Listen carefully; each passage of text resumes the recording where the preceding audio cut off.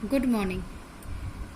कल हमने आपको हिंदी गद्य की विधाओं के बारे में 8 विधाओं के बारे में बताया था। आज हम उसी के आगे संस्मरण, यात्रा साहित्य, रिपोर्टाज, आलोचना, डायरी, भेंट वार्ता और पत्र साहित्य के बारे में बताएंगे। संस्मरण। संस्मरण का अर्थ है सम्यक स्मरण, अर्थात संस्मरण में लेखक स्वयं अपनी अनुभव की हुई किसी वस्तु, व्यक्ति तथा घटना का आत्मीयता तथा कलात्मकता के साथ विवरण प्रस्तुत करता है। इसका संबंध प्रायः महापुरुषों से होता है। इसमें लेखक अपनी अपेक्षा उस व्यक्ति को अधिक महत्व देता है जिसका वह संस्मरण लिखता है। इसमें किसी विशिष्ट व्यक्ति का स्वरूप, आकार प्रकार, रूप रंग, स्वभाव, भाव भंगिमा, व्यवहार, जीवन के प्रति दृष्टिकोण, अन्य व्यक्तियों के साथ संबंध, बातचीत आदि सभी बातों का विश्वसनीय रूप में आत्मीयता के साथ वर्णन होता है। हरिभाव उपाध्याय का आचार्य द्विवेदी जी एक आदर्श संस्मरण का उदाहरण है। यात्रा साहित्य। यह यात्रा साहित्य क्या है? यह साहित्य की एक रोचक तथा मनोरंजक प्रधान विधा है। इसमें लेखक विशेष स्थलों की यात्रा का सरस और सुंदर वर्णन इस दृष्टि से करता है कि जो पाठक माने पढ़ने वाला, जो पाठक उन स्थलों की यात्रा करने में समर्थ ना हो, मतलब वो नहीं भी जा सकता है, वे उसका मानसिक आनंद उठा सके और घर बैठे ही उन स्थलों के प्राकृतिक सौंदर्यों, वहाँ के निवासियों के आचार विचार, खान पान, रहन सहन आदि से परिचित हो सके। इस विधा का यह लक्ष्य रहता है कि लेखक अपनी यात्रा में प्राप्त किए हुए आनंद और ज्ञान को पाठकों तक पहुंचा सके। यह विधा आत्मपरक, अनौपचारिक, संश्रमात्मक और मनोरंजक होती है। इसमें लेखक अपनी यात्रा की कठिनाई, संबंधों तथा उपलब्धियों का रोचक विवरण पर पाठकों के समक्ष रखता है। विनय मोहन शर्मा का दक्षिण भारत की एक झलक यात्रा वृतांत पर्याप्त रोचक और ज्ञानवर्धक होने के कारण सफल यात्रा वृतांत का एक उदाहरण है। रिपोर्टाज मूलतः फ्रांसीसी शब्द है और अंग्रेजी के रिपोर्ट शब्द का पर्यायवाची तथा साहित्यिक नाम है। रिपोर्टाज में किसी घटना का इस प्रकार वर्णन किया जाता है कि पाठक उससे प्रभावित हो जाता है। रिपोर्टाज के लेखक को अपने वर्ण विषय का पूर्ण ज्ञान होता है। वह इस प्रकार लिखता है कि वह जो कुछ लिख रहा है मानो उसका आंखों देखा ही हो। इसमें कुछ महत्वपूर्ण घटनाओं तथा पाठकों की विशेषताओं का निजी सूक्ष्म निरीक्षण के आधार पर मनोवैज्ञानिक विवेचन और विश्लेषण होता है। पत्रकारिता के गुणों से संपन्न रिपोर्टाज का लेखक इसमें अधिक सफल होता है। आलोचना का शाब्दिक अर्थ है किसी वस्तु को भली प्रकार देखना। भली प्रकार देखने से किसी वस्तु के गुण दोष प्रकट होते हैं, इसलिए किसी साहित्यिक रचना को भली प्रकार देखकर उसके गुण दोषों को प्रकट करना उसकी आलोचना करना है। आलोचना के लिए समीक्षा शब्द प्रचलित है, इसका भी लगभग यही अर्थ है। हिंदी में आलोचना अंग्रेजी के क्रिटिसिज्म शब्द का पर्याय बन गया है।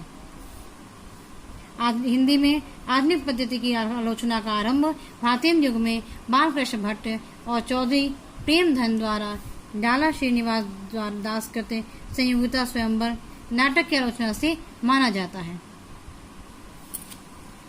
डायरी।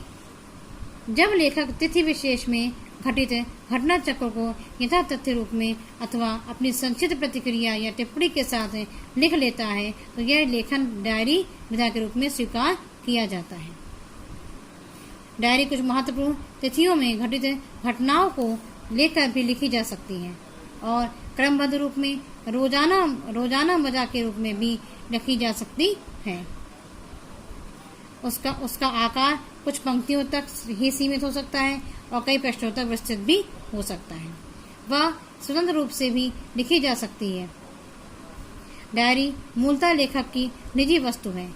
इसमें उसे अपने निजी विचार, दृष्टि, उद्भावना और प्रतिक्रिया व्यक्त करने की छूट है।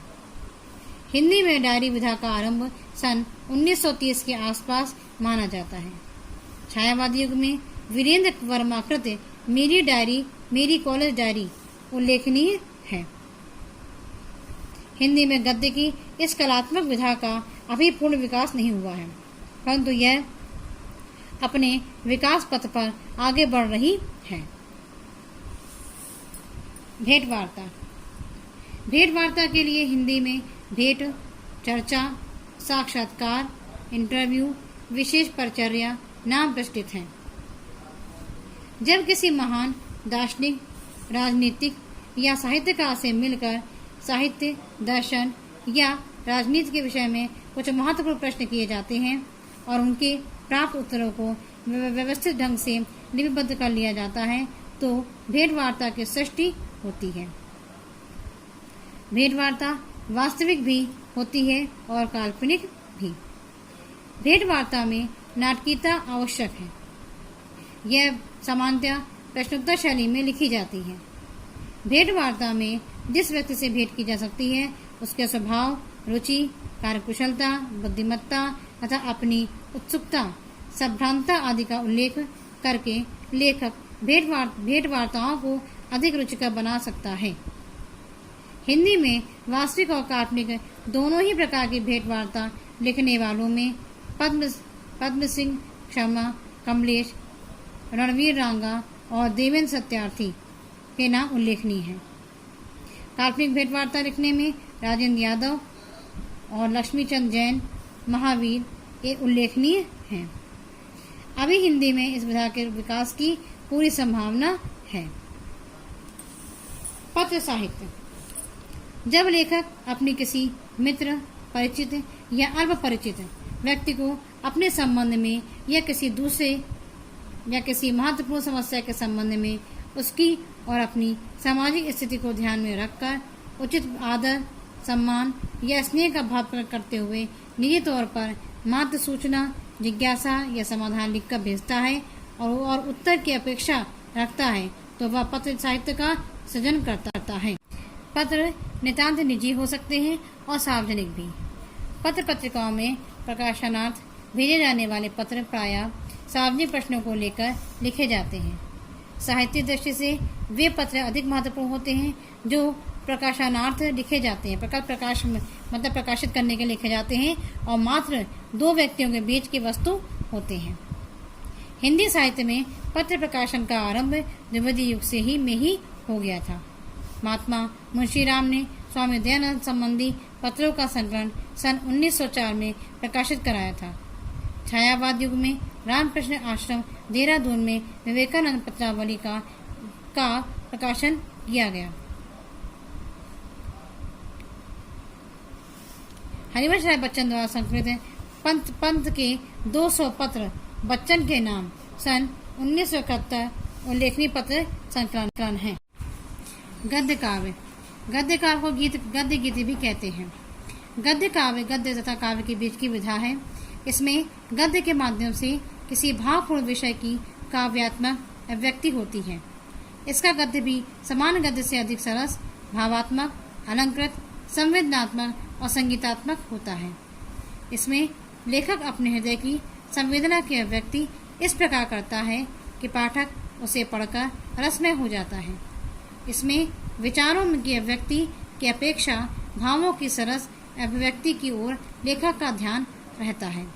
यह निबंध की अपेक्षा संक्षिप्त, व्यक्तिगत तथा एकतत्ता के लिए होता है। इसका ध्येय प्रायः निश्चित होता है। इसमें केवल एक ही केंद्रीय भाव की प्रधानता होती है। इसकी शैली प्रायः चमत्कारपूर्ण एवं कवित्वपूर्ण होती है। विचारों का समावेश भी प्रायः भावों के ही रूप में होता है। गद्य काव्य के लेखों में राम कुमार, माखनलाल चतुर्वेदी, राय कृष्णदास वियोगी हरि, राम लक्ष्मण बेनीपुरी, श्रीमती नंदिनी, दिनेश नंदिनी डालमिया, महाप्रसाद दधीची, राम नारायण सिंह, ब्रह्मदेव आदि के नाम उल्लेखनीय हैं। हमने आपको हिंदी गद्य साहित्य के इतिहास के बारे में और हिंदी पद्य साहित्य के इतिहास के बारे में बताया। अब सभी बच्चे जितना भी हमने आपको पढ़ाया है सभी कार्य फेयर कॉपी में करके हम उसको चेक कराएंगे।